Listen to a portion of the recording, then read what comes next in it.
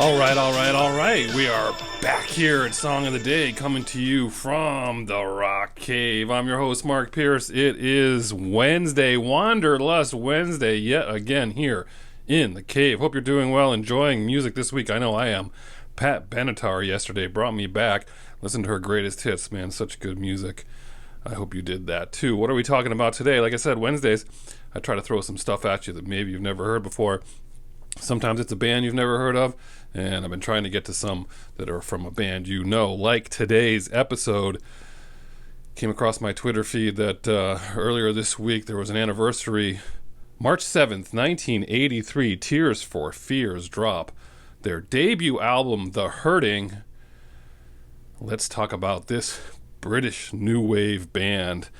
When this record came out, I don't know how I found out about it, because I had this cassette very early on. Maybe they were playing one of the songs on MTV. They're probably playing it in They're probably playing it in '83. But if you've been following me, you know that MTV shaped my music career as far as listening is concerned, because I got it in 1983.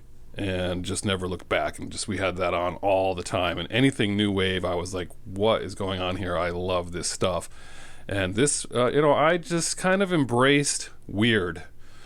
I definitely embraced weird when it came to music, because I'd moved from New Hampshire to Connecticut, kind of out of my element in that classic rock town that I moved into, but I figured it all out, became a classic rock fan. But I was bringing new wave in, and I don't know, I just embraced it. I liked being different when it came to music, and this is one of those records where nobody was listening to this record, and I just loved it. I could not get enough of it. It's a tough record to love, though, when you get right down to it. But it did go to number one in the UK. It was on the charts for like 65 weeks. It knocked Thriller off of the number one position. It was the top 40 in many countries, and the reviews were mixed. I read some of the original reviews, and there are some brutal reviews out there, but there always are. I mean, I never agreed with Rolling Stone magazine's reviews. If they wrote a bad review on a record, chances are I like that record. But there was some brutal stuff out there, and then there were people who were like, "This is good. This band is good. New wave. They're going places." But the subject matter, it's the subject matter that it's kind of hard to be like, I'm all in on this, because the subject matter is bleak. It's bleak subject matter about child abuse, trauma, depression, you name it. It's all there. I mean, these were teenagers. These were 18, 19-year-olds. They came from their own, growing up in the 70s. We can all talk about that if we'd like. I mean, if you survived the 70s as a kid, hats off to all of us, right?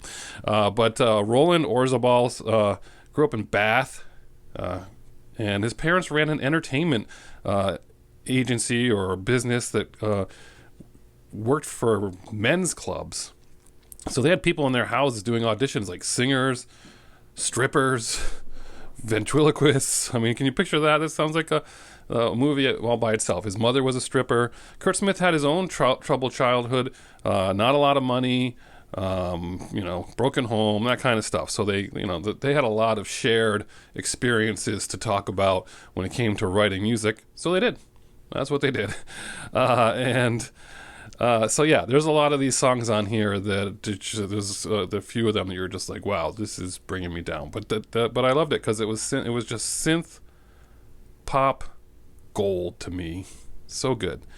Now, you do know some songs off this record. There were 4 singles on here.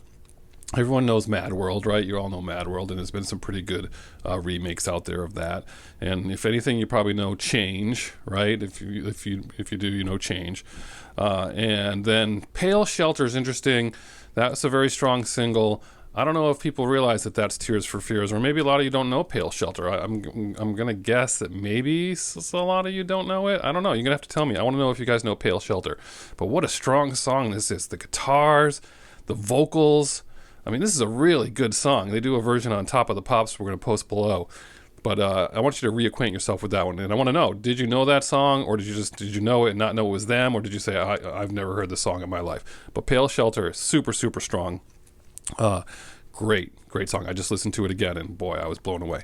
But that's not why we're here today. We're here to talk about the ones on this record that perhaps you probably don't know, because it's Wanderlust Wednesday. So let's get to those. Suffer the Children. There's a classic for you. I do love that song. What a title that is. But again, that's what this record is about. But the music, again, the drums, the strong vocals, the synthesizers, the keyboards, everything. It's so good, and his vocals, his voice is just really, really good. Here we go. This is the lowest of the low as far as, wow, Mark, thanks a lot for this today. Wow, I really needed music to bring me down. Ideas as Opiates. That's, I remember that as a teenager just being like, yeah, this stuff speaks to me. I'm glad I survived it. But that one does. You got to check that out. But then you got this other one, Memories Fade. Memories fade, but the scars still linger.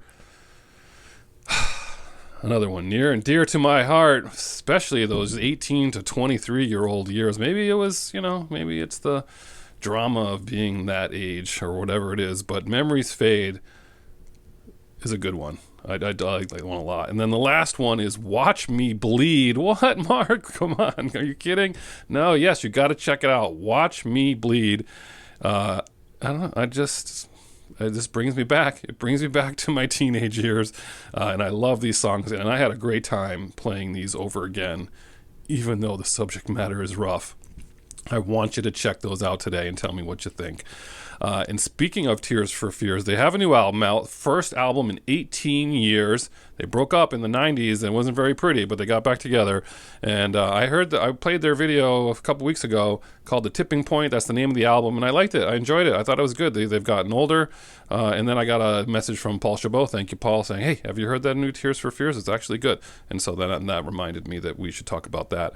This is like the opposite of The Hurting. This is more like, The Healing or something, whatever it is. But this is not about depression and torment. It's like they've reached, do I dare say the M word?